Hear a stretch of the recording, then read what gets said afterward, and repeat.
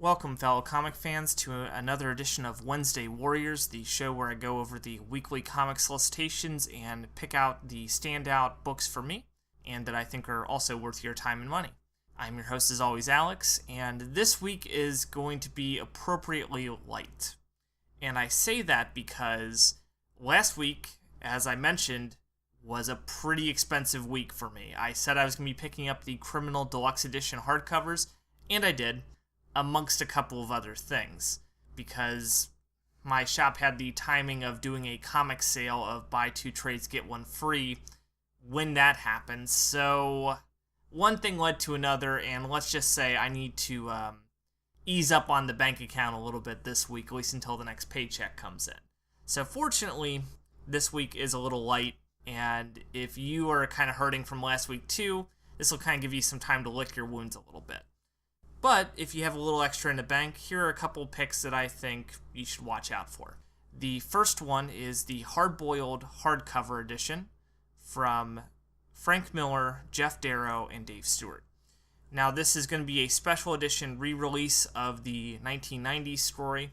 I personally haven't read this one yet. I have it in my collection as far as the paperback version.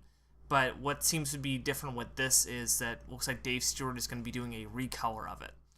And looks like it's going for $19.99 for 128 pages. And generally speaking, while I don't know much about the storyline itself, I have the opinion that I'm generally going to enjoy just about anything that Frank Miller puts out because he is that good of a storyteller. I know he's kind of lost a little bit of his luster in the public's eye after the 2000s, give or take, but I haven't gotten to that point yet with my reading. So I really don't have much of a comment on that era of his creativity yet. I'm just basically going off of his 80s and 90s work that I've read, and I've read a substantial portion of it. This is one of the only stories from 90s Frank Miller that I haven't gotten a hold of yet, or at least gotten to read yet, I should say. So I'm very excited to give this one a check out, and I might buy this as well, even though I own the paperback, because honestly, I love a good hardcover. And I'm really curious to see what the Dave Stewart recolorings would look like. After that, we've got ourselves a Vertigo comic to talk about, and I just kind of want to spotlight this one just because it's, it's been probably about 6 years since, the New 52 happened, and this is regarding Hellblazer Volume 17 trade paperback. And this is regarding the original Vertigo run, which it's just incredible that Hellblazer's made it to 17 volumes on the reprintings. It's normally when companies start this kind of process, we're gonna recollect the classic runs of things. It takes a while for them to go that far into the series run. But the funny thing is, we're nearing the end of the Hellblazer trades. I'm not sure if it made it to 300 though. I know that I think it made it to 250s, maybe 270s. And I know the Mike Carey run in particular was substantial, and this is part of the Mike Carey run. It's collecting Hellblazer issues 189 through 201. It's going for $29.99.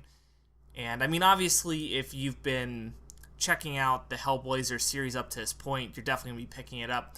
And from what I've been told about the Hellblazer series, there is kind of the essential Ennis run. I've heard the Delano run is great, and then from what I've basically been told, after that you can kind of pick and choose what you want to read. I know that the character does age in real time, so, obviously you're going to be missing out on some things, but it seems like there's less of that essential reading, at least coming from a casual perspective. I could be very wrong with making that assumption, but it seems like that's the case for here. So if you want to jump in around, the 15 or 16 volume whenever Carey's run starts, feel free to go for it.